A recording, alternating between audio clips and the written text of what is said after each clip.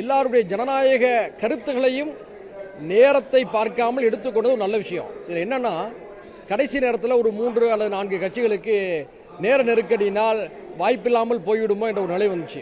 முதலமைச்சரை தலையிட்டு நம்ம எல்லாரையும் அழைச்சிருக்கிறோம், பரவாயில்ல கொஞ்சம் சுருக்கமாக சொல்லுங்கள், எல்லாருடைய கருத்தையும் உள்வாங்கி தான் நம்ம அடுத்த கட்டமாக இயங்கணும்னு சொன்னார். இதான் முதல்வருடைய ஒரு பெருந்தன்மை, ஜனநாயகத்தன்மையை காட்டுது.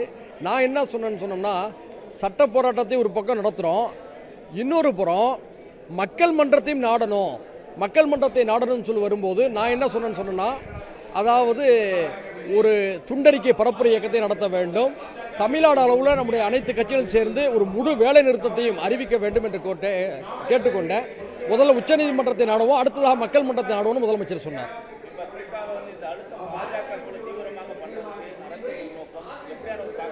அதாவது இதை ஒன்றிய அரசு செய்து பாஜக செய்து பார்க்காதீங்க, இதுக்கு பின்னால் RSS செயல் திட்டம் இருக்கிறது. இன்றைய கூட்டத்தில் வெறுமனே இது ஒரு தேர்தல் நடவடிக்கையாக, தேர்தல் நேர அபாயமாக யாரும் பார்க்கல. பலருடைய குடியுரிமையை பறிக்கக்கூடிய ஒரு சதிச்செயல் இருக்கிறது என்ற ஒரு அச்சத்தை எல்லாரும் எழுப்பியிருக்கிறாங்க.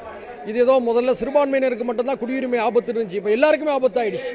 அதனால ரொம்ப கவலையோடு எல்லாருமே வாதிச்சாங்க.